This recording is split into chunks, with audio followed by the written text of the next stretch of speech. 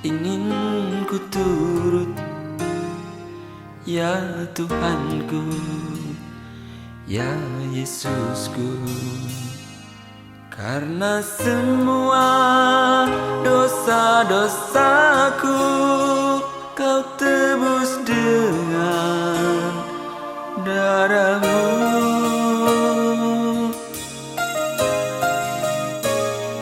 Meskipun di dunia ini ku peroleh segala-galanya, namun yang selalu ku rindu hanyalah kasih-Mu.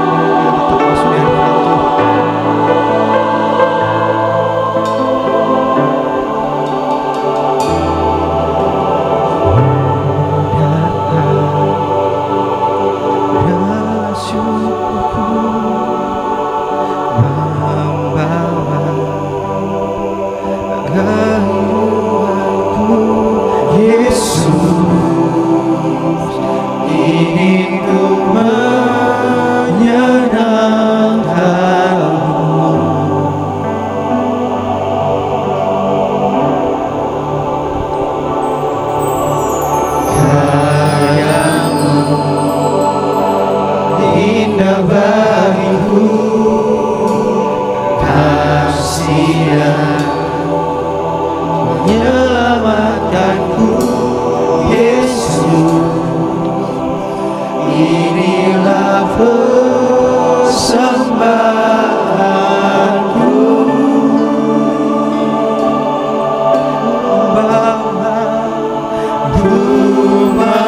Membawa hatiku,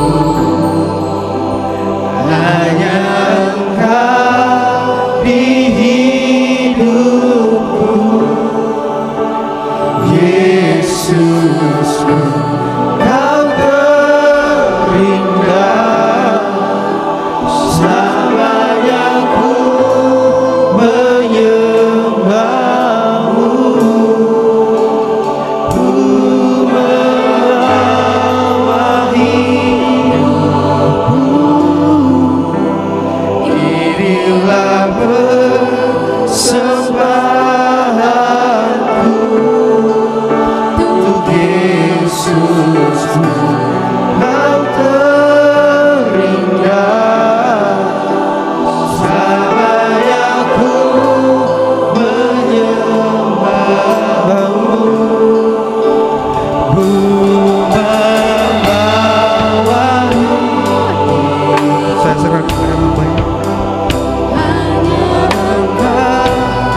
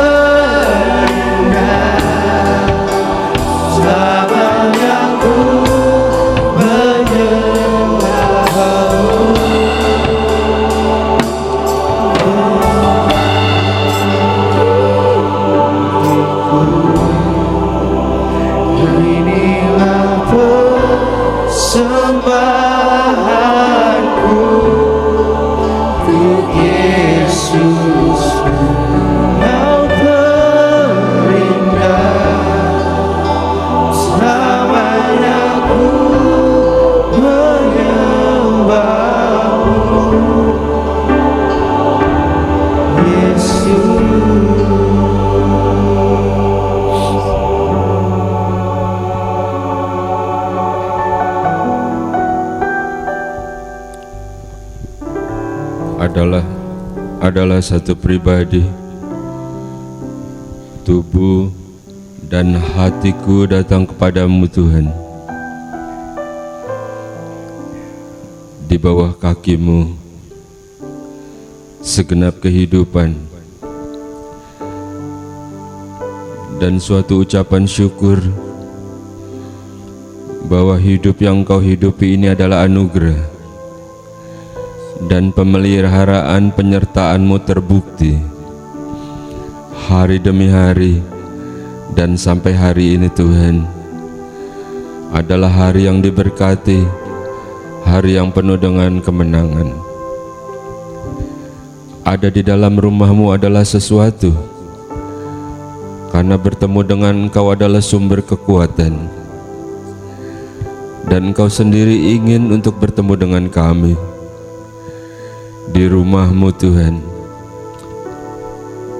di Sion, tempat pijakan kaki-Mu dan tempat kami menaruh persembahan kami, hati, bahkan seluruh kehidupan kami. Dan hari ini Tuhan adalah hari Sabat, hari yang diberkati oleh Engkau, hari yang dimana Engkau ingin supaya umat-Mu berhimpun. Dan sesungguhnya kami ada bukan karena kami kuat, justru saat kami membawa segala masalah dan kelemahan kami, dan itulah saat yang Kau memberikan kami kekuatan. Biar kiranya segala puji sembah dan hormat kami naik ke hadapan hadirat-Mu dan menyenangkan hati-Mu Tuhan. Sebab dengan apakah dapat kami balas akan segala kebaikan-Mu, pertolongan, penyertaan dan perlindungan-Mu.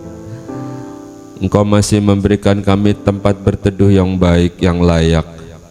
Engkau menyediakan rezeki untuk kami makan. Masih ada kesehatan yang Engkau berikan, bukan karena kami pandai menjaga diri, tetapi karena Engkau yang menjagai kami. Demikian juga masih ada saudara, teman, handai taulan yang mengasihi kami. Itu semua begitu sempurna Engkau lakukan buat kami. Dan hari ini Tuhan, hati kami tersungkur di altar-Mu, mengucap syukur buat segala kebaikan-Mu. Dan kalau sebentar kami mau duduk diam, sebab saatnya Engkau yang berbicara bagi kami. Firman-Mu adalah kebenaran, firman yang memberi kekuatan, firman yang menghiburkan, firman yang membuka jalan, dan juga firman yang menyembuhkan, karena firman itu adalah Engkau sendiri. Dan hamba-Mu ini Tuhan hanyalah juru bicara-Mu saja. Teruslah dalam pengurapan-Mu, dan jangan ada kata-kata yang keluar yang bukan isi hati-Mu. Kami percaya Tuhan, Engkau yang akan berbicara secara pribadi lepas pribadi, sebab Engkau yang tahu persis keadaan kami, dan Engkau adalah jawaban atas setiap permasalahan kami. Di dalam nama Tuhan Yesus Kristus, dan kami umat-Mu yang siap untuk diberkati oleh firman Tuhan, bersama-sama kita katakan amin. Silakan duduk Bapak Ibu, saudara yang terkasih di dalam Yesus Kristus. Selamat beribadah di hari yang baru, sesuatunya baru, dan juga ibadah kita hari ini juga minggu pertama di bulan dan tahun yang baru. Dan kau rasakan, engkau tarik napas, bagaimana udara yang Tuhan berikan itu adalah nafasmu bersama dengan nafas Tuhan. Memang selalu saya katakan bahwa Tuhan tidak menjanjikan langit yang selalu cerah. Ada badai, ada topan, ada kabut kelam, ada banyak hal bisa terjadi, bahkan di luar prediksi. Siapa yang tahu tentang tahun yang baru ini? Siapa yang bisa memprediksi? Sementara grup-grup besar pun kesulitan likuiditas, yang kecil-kecil juga mulai merasa dan berpikir bagaimana berikutnya. Tetapi Tuhan yang Maha Kuasa, Dia yang berjanji tidak akan meninggalkan umatnya, yang terus akan memimpin kita sebab kita tahu bersama dengan Dia maka kita menjadi aman. Bapak Ibu saudara-saudara, biasakan memulai sesuatu bersama dengan Allah. Seberapa jauh engkau sudah mengarungi hidupmu di dalam dunia ini? Dari tahun ke tahun, sudah berapa banyak engkau mengalaminya? Dan kalau kita masih ada sampai hari ini, itu suatu bukti bahwa Tuhan memberikan kesempatan kepada kita. Banyak kali kita merasa terpuruk, banyak kali kita merasa sendiri, banyak kali kita merasa seakan-akan dalam tekanan yang berat, banyak kali kita merasa sedih karena terasa ditinggalkan. Tetapi terhadap semuanya itu Allah paling tahu tentang kita. Dan biar kiranya hari ini, di hari yang baru, di bulan yang baru, kita bisa memulai bersama dengan Tuhan. Jangan lihat kiri atau kanan seperti Petrus melihat ombak lalu dia tenggelam, tetapi biar kita memandang kepada Tuhan. Oke, Bapak Ibu saudara-saudara, tetap semangat ya. Kita akan masuk dalam firman Tuhan. Kita akan belajar dari firman Tuhan bagaimana memulai sesuatu bersama dengan Allah, walaupun segala sesuatu dalam prediksi yang tidak memungkinkan. Kita akan baca Kejadian pasal 26 mulai ayat yang ke-12. Maka menaburlah Ishak di tanah itu, dan dalam tahun itu juga ia mendapat hasil 100 kali lipat, sebab ia diberkati Tuhan. Dan orang itu menjadi kaya, bahkan kian lama kian kaya, sehingga ia menjadi sangat kaya. Bapak Ibu saudara, kita sepertinya sering membaca ayat ini, dan bagaimana Ishak saat itu di negeri orang, suatu negeri yang sebenarnya ketika dia berangkat pun dalam keadaan sukar, dalam keadaan kelaparan, dalam keadaan kekeringan mungkin juga. Entah apa yang menyebabkan hal itu, tapi kita tahu kisahnya itu adalah dikatakan timbullah kelaparan di negeri itu, lalu Ishak pergi ke tanah orang Filistin di Gerar. Sedangkan yang kita baca tadi adalah di ayat yang ke-12 dan ke-13 dikatakan lalu menaburlah Ishak. Dan apa yang dia tabur oleh Ishak itu menghasilkan 100 kali lipat. Dikatakan karena Allah memberkati dia, sehingga orang itu, dia itu semakin lama semakin kaya, bahkan menjadi sangat kaya. Bapak Ibu saudara-saudara, ketika dikatakan Allah memberkati dia, ya tentu saja bahwa bagi Allah itu tidak ada yang mustahil, bukan? Allah tidak tergantung waktu, Allah juga tidak tergantung keadaan, karena dia sangat berkuasa. Cukup satu kata saja dia katakan berhasil, maka segala sesuatunya akan selesai, bukan? Jadi enggak masalah sebenarnya dengan Allah. Allah yang kita sembah, Allah yang maha besar itu, dia Allah yang sangat tangguh, dia Allah yang sangat siap, dia Allah yang bisa melakukan apapun, bahkan yang tidak mungkin sekalipun bisa dia lakukan menjadi mungkin. Itu sebabnya dari awal saya katakan, mulailah segala sesuatu bersama dengan Tuhan. Walaupun prediksi tidak memperlihatkan sesuatu yang baik. Dan kita lihat dalam contoh ini adalah suatu keadaan di mana keadaan itu adalah dalam keadaan yang sukar, keadaan di mana timbul suatu kelaparan. Nah, bagaimana sehingga Ishak menabur dan berhasil? Bapak Ibu saudara yang terkasih di dalam nama Yesus Kristus, sekalipun kita bukan berprofesi sebagai seorang petani sekalipun, tentu kita paham, bukan?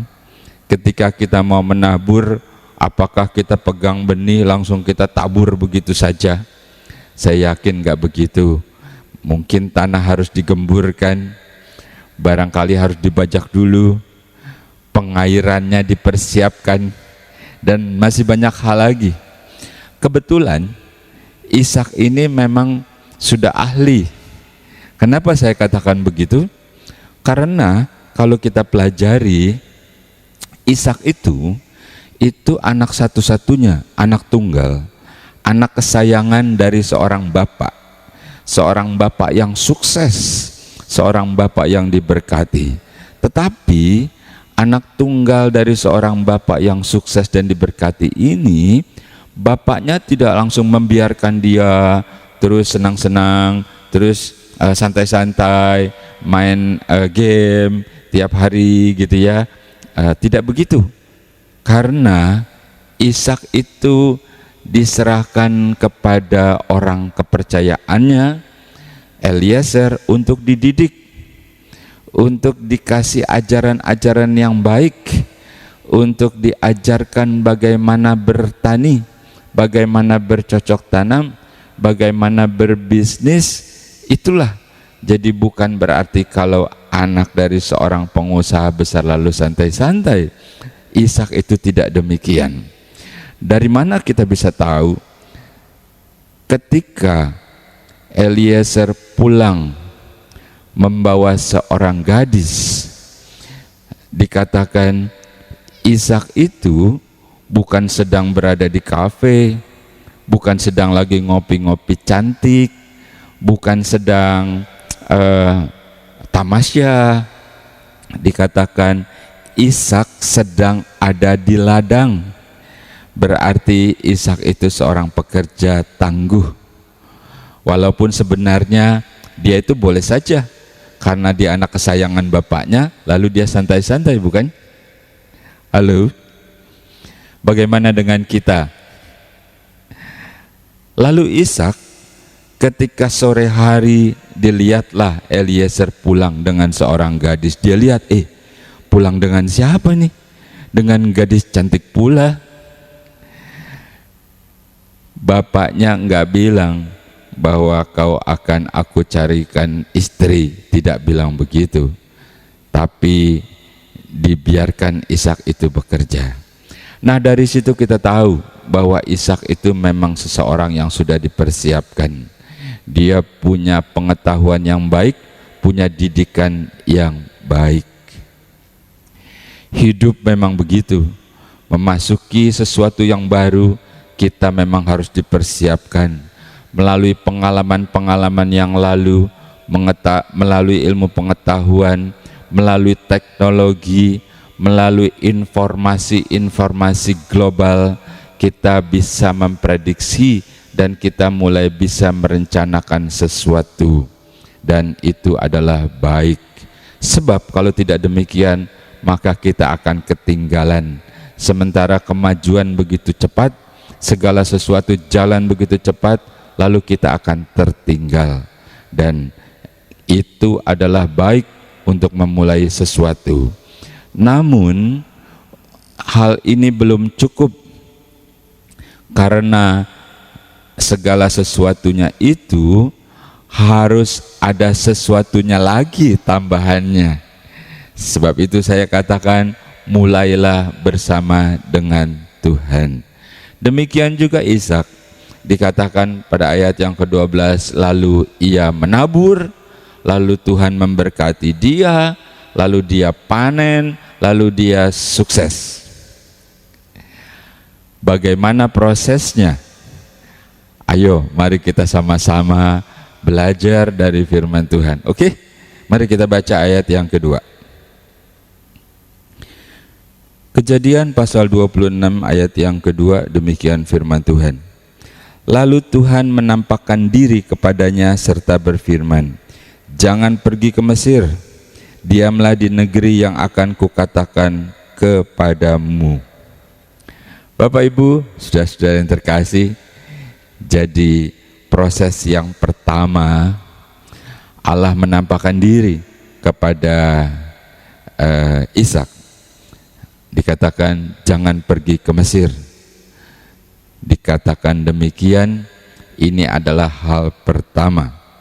Kenapa sih Allah berkata jangan pergi ke Mesir?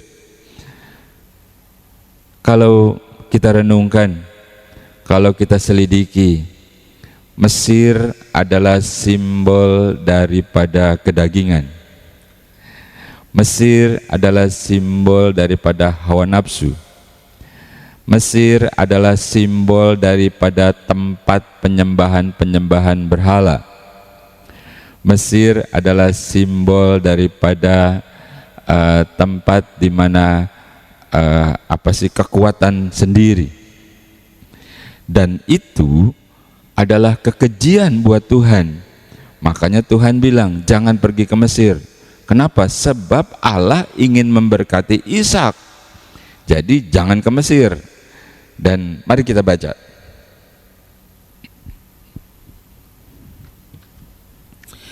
Ulangan pasal 7 ayat yang ke-25, demikian firman Tuhan. Patung-patung Allah, Allah dalam huruf kecil, patung-patung Allah mereka haruslah kau bakar habis. Perak dan emas yang ada pada mereka jangan kau ingini, dan kau ambil bagi dirimu sendiri, supaya jangan engkau terjerat karenanya, sebab hal itu adalah kekejian bagi Tuhan Allahmu.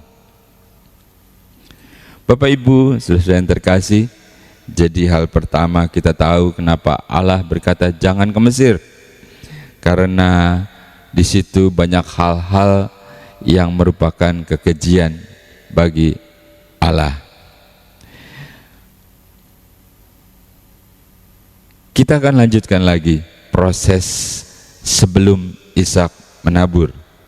Kita lihat ayat yang ketiga. Kejadian pasal 26 ayat yang ketiga. Tinggallah di negeri itu sebagai orang asing, maka aku akan menyertai engkau dan memberkati engkau, sebab kepadamulah dan kepada keturunanmu akan kuberikan seluruh negeri ini, dan aku akan menepati sumpah yang telah kuikrarkan kepada Abraham ayahmu. Hal kedua dalam proses di mana sebelum Ishak menabur, kalau yang pertama Allah menampakkan diri, lalu kata Allah jangan ke Mesir. Kita sudah berbicara tadi, kenapa nggak boleh ke Mesir. Hal yang kedua, Allah bilang tinggallah di situ sebagai orang asing, maka aku akan memberkati engkau seperti janjiku kepada nenek moyangmu. Tinggallah di situ sebagai orang asing. Kalau engkau tidak menepati itu, maka Allah juga tidak menepati janjinya, bukan? Jadi Allah meminta tinggal di situ sebagai orang asing. Artinya tinggal sementara. Bapak Ibu, saudara-saudara, mari kita merenung sejenak. Bagaimana dengan kehidupan kita? Sudahkah kita melakukan hal yang pertama ketika Allah berkata jangan ke Mesir? Ketika Allah mulai berpikir penyembahan-penyembahan, kegiatan-kegiatan yang merupakan kekejian bagi Allah, apakah sudah kita melakukannya untuk kita singkirkan? Karena di dalamnya Allah sedang ingin melakukan sesuatu pekerjaan besar bagi kehidupan kita, dan dalam hal ini bagi kehidupannya si Ishak, walaupun dalam keadaan yang sukar. Dan bagaimana untuk proses yang kedua, ketika Allah bilang jangan menetap, tinggallah sebagai orang asing supaya Allah memberkati, artinya tinggal sementara. Tentu kita tahu, bukan, bahwa apapun yang kita miliki sekarang ini itu adalah anugerah sifatnya, dan itu pun sementara. Sehingga ada lagu yang berkata, ketika aku kembali tidak ada apa-apa yang aku bawa selain iman dan pelayanan kita, bukan? Jadi kayaknya udah mulai terang benderang nih apa yang dilakukan oleh Ishak sesuai dengan perintah Tuhan. Lalu Ishak tinggal di situ sebagai orang asing. Sampai di sini apakah Ishak lalu menabur? Belum. Dia masih harus bersiap-siap. Kalau tadi kita bilang mungkin tanahnya harus dicangkul dulu atau sistem pengairannya. Dan berikutnya, yang ketiga, kita baca ayat yang keempat dan kelima. Kejadian pasal 26 ayat yang keempat dan kelima, demikian firman Tuhan. Aku akan membuat banyak keturunanmu seperti bintang di langit. Aku akan memberikan kepada keturunanmu seluruh negeri ini, dan oleh keturunanmu semua bangsa di bumi akan mendapat berkat. Karena Abraham telah mendengarkan firman-Ku dan memelihara kewajibannya kepadaku, yaitu segala perintah, ketetapan, dan hukum-Ku. Yang ketiga, lalu Allah berfirman lagi bahwa Allah menyuruh Ishak untuk taat dan melakukan setiap perintah dan hukum-hukum yang ditetapkan oleh Tuhan, yang seperti sudah dilakukan oleh bapaknya, yang seperti sudah dicontohkan oleh bapaknya. Lalu Tuhan suruh Ishak juga melakukan itu, supaya aku memberkati, kata Allah, supaya bangsa-bangsa diberkati karena engkau, supaya Allah bisa bekerja dengan nyata. Bapak Ibu, saudara-saudara yang terkasih, jadi kita lihat, kalau kita cuman baca lalu menaburlah Ishak dan diberkati, pasti akan kecewa. Kalau menabur dan Ishak merasa aku sudah pengalaman karena aku sudah dididik oleh Eliezer, pasti juga akan gagal. Seperti juga dalam kehidupan, ketika kita bilang kita akan mulai sesuatu, lalu mulailah bersama dengan Allah. Bukan berarti Allah tidak mempersiapkan. Seperti Allah mempersiapkan Ishak melalui Eliezer, kita juga sudah dipersiapkan. Namun pengalaman, pengetahuan, ilmu, dan lain-lain sebagainya itu adalah sesuatu modal, tetapi ada kurangnya, yaitu harus melalui dan bersama Tuhan. Dan Ishak diperlihatkan kepada kita 3 hal penting, dan Ishak lakukan itu. Dan yang ketiga tadi, Ishak harus tunduk dan turut serta melakukan setiap perintah Tuhan seperti bapaknya. Mungkin ini agak mudah bagi Ishak karena dilihat bapaknya berhasil, dilihat bapaknya menjadi sukses, dan lalu Ishak mentaati. Dari ketiga proses ini Ishak melakukan dengan benar.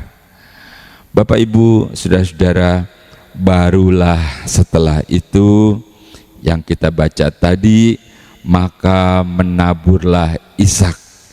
Maka menaburlah Ishak. Jadi segala sesuatunya sudah dipersiapkan dan dia melakukannya bersama dengan Allah. Lalu firman berkata, lalu Ishak menjadi sukses. Dikatakan hasilnya 100 kali lipat. Dia menjadi kaya, semakin kaya, dan bahkan sangat kaya. Bapak Ibu, saudara-saudara, apakah kaya ini dalam tanda kutip kaya beneran dalam hal materi, atau kekayaan ini dalam tanda kutip adalah kekayaan rohani ataupun kekayaan batin? Hal itu enggak masalah bagi Ishak, sebab kalaupun Tuhan memberkati dalam hal materi pun, karena Ishak sudah melakukan 3 hal penting, dia tidak menjadi sombong, dia tidak menjadi tinggi hati, dia tidak menjadi lupa diri, tetapi sebaliknya dia mengerti Dia tahu persis bahwa segala sesuatunya dari Tuhan. Dan kalau kekayaannya itu adalah kekayaan batin, kekayaan rohani, jelaslah karena Ishak mengalaminya sendiri bagaimana Allah berfirman, bagaimana Allah menyuruh dia, dan dia melakukannya dengan tepat dan benar. Halo, bagaimana dengan kita? Mulailah lakukan sesuatu bersama dengan Allah. Walaupun banyak hal, banyak prediksi yang kayaknya nggak memungkinkan. Sama seperti Ishak, dalam keadaan kelaparan, dalam keadaan sukar, mulailah bersama dengan Allah. Mungkin pengalamanmu penting, pengetahuanmu penting, kekuatanmu penting, tapi itu belum cukup. Masih ada banyak hal yang harus kita lakukan untuk kita mulai bersama dengan Tuhan. Belajar dari Ishak, dan Ishak menjadi orang yang berhasil. Sehingga kita baca tadi, lalu Tuhan memberkati dia. Terakhir, mari kita baca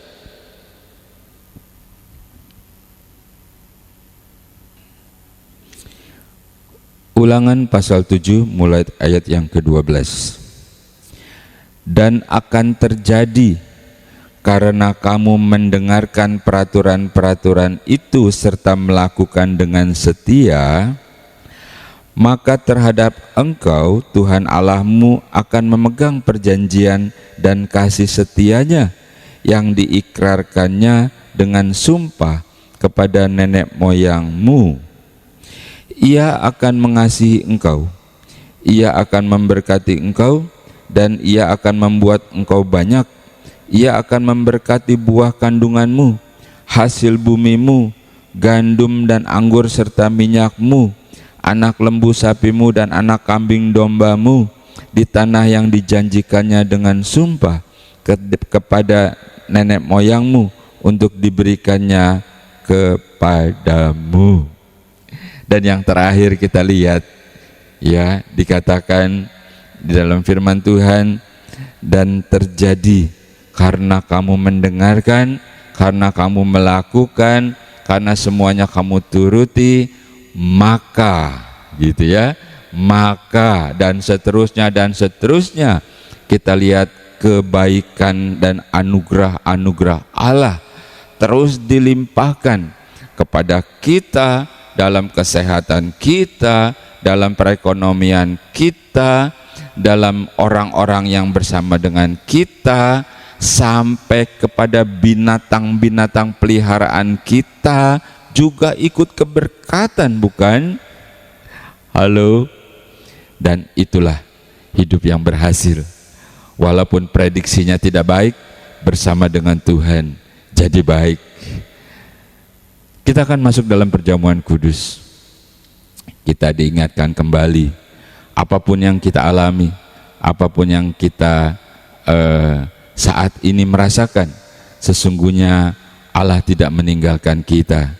Allah yang maha besar, dia masih melakukan sesuatu, masih mengurusin jagat raya, tapi dia juga masih pegang kendali atas hidup kita, agar kita tetap setia, kita yang tetap bersungguh-sungguh, seperti dikatakan, maka akan terjadi kelak ketika engkau melakukan, engkau mentaati, dan seterusnya, maka, dan seterusnya. Kita tadi sudah baca, seluruh kebaikan-kebaikan Allah akan kita rasakan.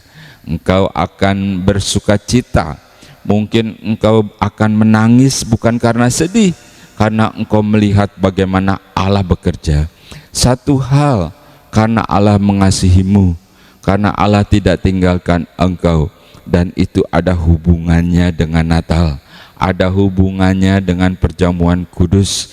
Itu semua satu paket, satu rencana Allah untuk keselamatan dan kebaikan kita.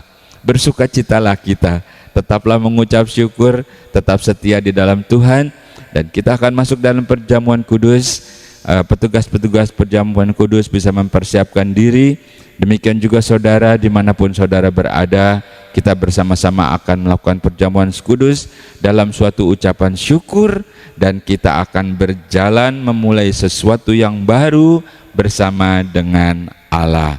Oke, kita akan masuk dalam perjamuan kudus.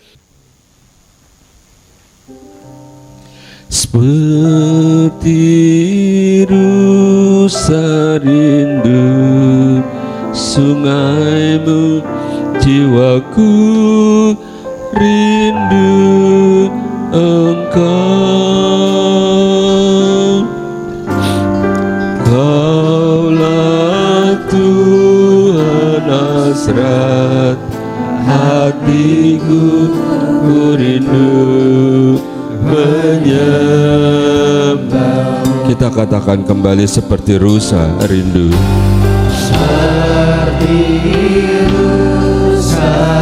Petugas perjamuan kudus mempersiapkan diri ke muka. rindu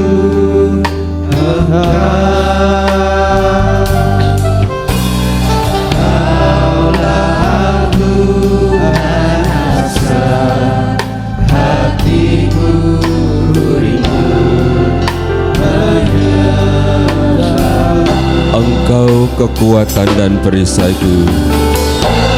Engkau kekuatan dan perisaiku, kepadamu rohku berserah. Kaulah Tuhan hasrat hatiku, ku rindu menyembah.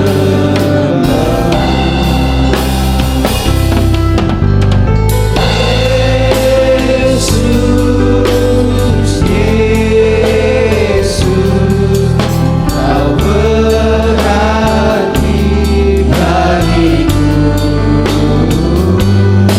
Oh Yesus, Yesus, Kau segalanya bagiku. Mari kita berdoa untuk roti dan anggur ini. Di dalam nama Tuhan Yesus Kristus, di hadapan kami adalah roti dan anggur. Roti melambangkan tubuhmu yang hancur untuk kesembuhan ketika kami sakit. Darahmu tercurah untuk penebusan dosa. Karena tidak ada pengampunan tanpa penumpahan darah. Dan siapakah di antara kami yang tidak pernah bersalah? Tetapi Engkau mati agar kami disucikan kembali. Kami pohonkan berkat-Mu atas roti dan anggur ini Tuhan, supaya siapapun yang makan roti yang merupakan lambang tubuh-Mu, dan jadilah sembuh oleh kuasa-Mu, oleh bilur-bilur-Mu, seperti firman-Mu. Dan setiap kami yang minum anggur yang merupakan lambang darah-Mu, maka darah-Mu mengalir dalam kehidupan kami, menyucikan kami menjadi manusia yang baru. Mungkin rencana indah-Mu sudah rusak karena kesalahan kami, karena kelemahan kami, tetapi Tuhan, Engkau memperbaharui hidup kami, membuat rencana yang lebih indah, yang lebih baru, dan yang lebih baik. Dan sekarang Tuhan, turunkan berkat-Mu atas roti dan anggur ini. Di dalam nama Tuhan Yesus Kristus, dengan otoritas yang Kau berikan, hamba-Mu melepaskan berkat atas roti dan anggur ini, sehingga siapapun kami yang makan roti yang merupakan lambang tubuh-Mu dan minum anggur yang merupakan lambang darah-Mu, maka tubuh dan darah-Mu menyatu dalam kehidupan kami. Engkau yang berkata, Aku akan membangkitkannya pada hari kiamat untuk memperoleh kehidupan yang kekal. Dan itulah kami bersama dengan Engkau. Di dalam nama Tuhan Yesus Kristus, turunlah berkat Tuhan atas roti dan anggur ini. Dia jamah hidupku.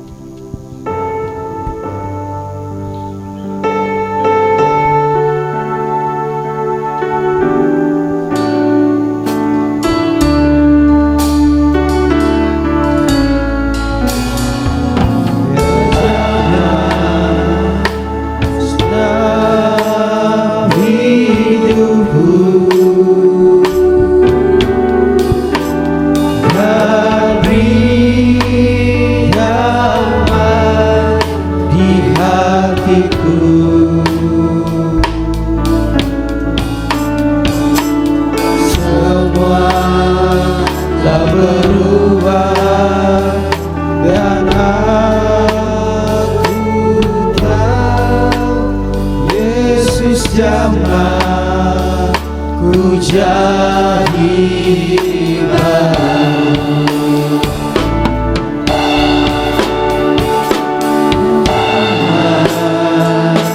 Senang hidupku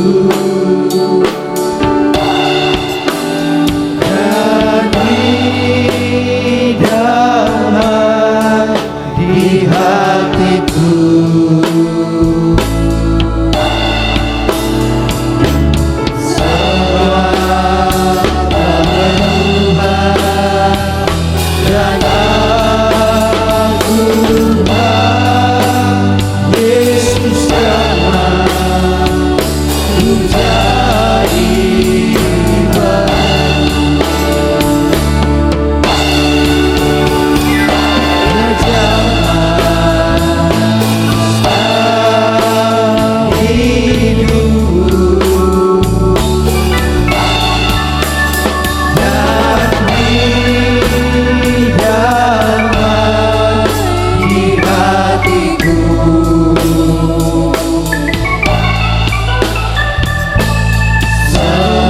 Mari kita bangkit berdiri bersama-sama.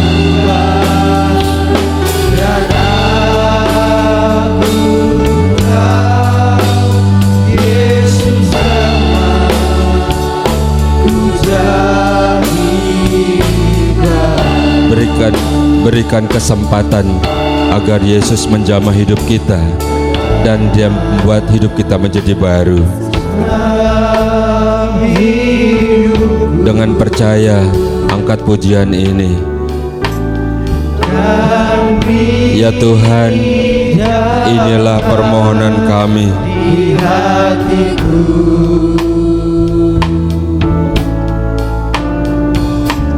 Semua telah berubah dan aku tahu Yesus jamah ku jadi baru.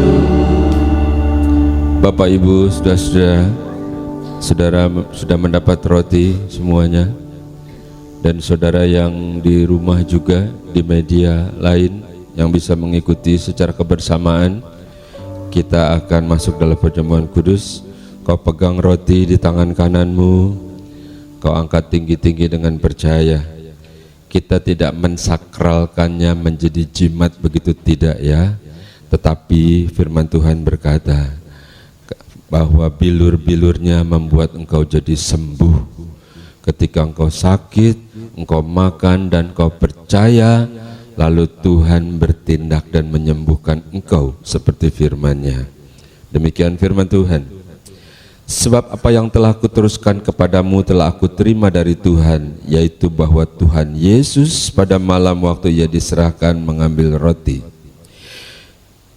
Dan sesudah itu Ia mengucap syukur atasnya.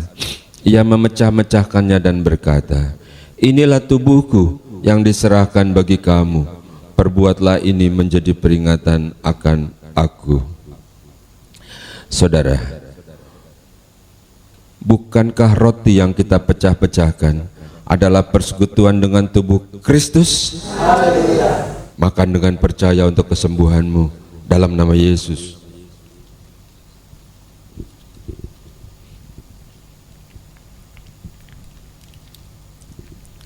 Pegang cawan. Ini adalah anggur yang merupakan lambang darah Yesus yang tercurah sebagai penebusan atas kesalahan, kekeliruan, dan kelemahan kita sehingga kita menjadi baru. Demikian juga Ia mengambil cawan sesudah makan lalu berkata, cawan ini adalah perjanjian baru yang dimeteraikan oleh darahku. Perbuatlah ini setiap kali kamu meminumnya menjadi peringatan akan aku. Saudara, bukankah cawan pengucapan syukur yang atasnya kita ucapkan syukur adalah persekutuan dengan darah Kristus? Minum dengan percaya untuk pengampuan dosamu dalam nama Yesus.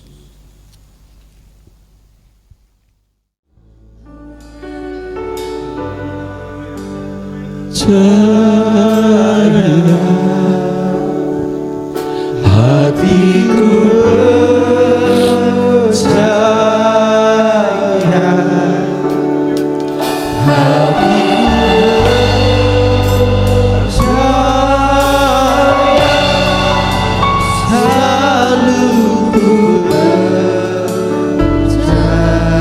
iman.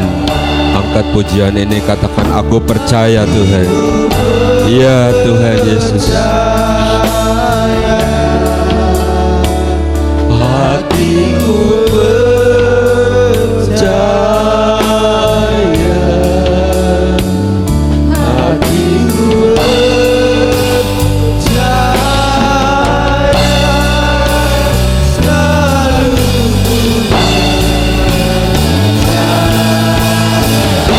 Hatiku percaya Tuhan.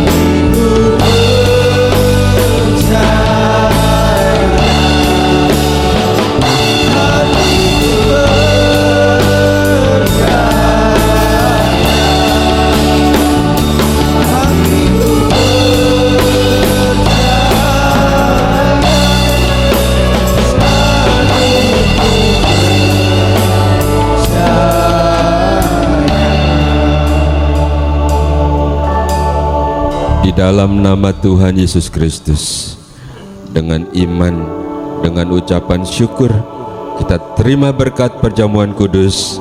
Bersama-sama kita katakan amin.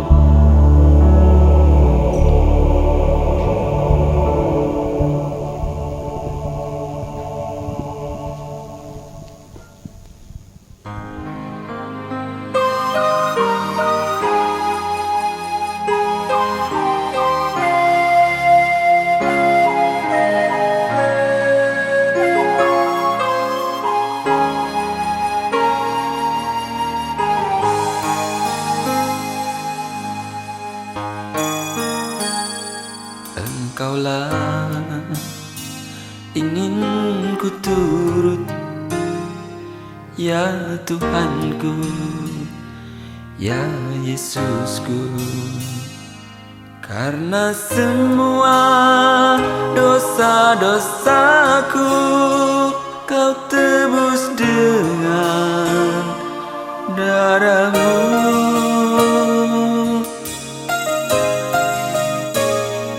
Meskipun di dunia ini ku peroleh segala-galanya, namun yang selalu ku rindu hanyalah kasih-Mu Tuhanku.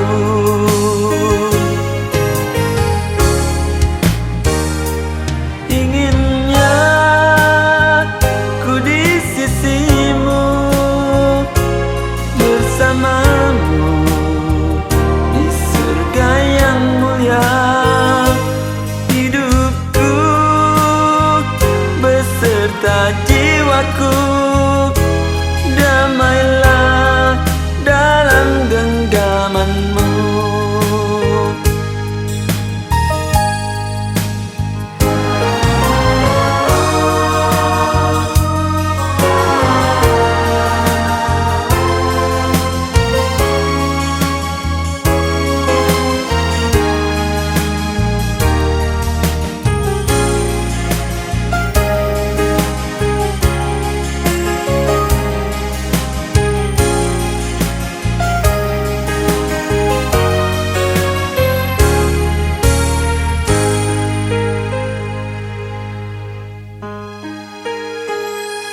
Meskipun di dunia ini ku peroleh segala-galanya, namun yang selalu ku rindu hanyalah kasih-Mu Tuhanku.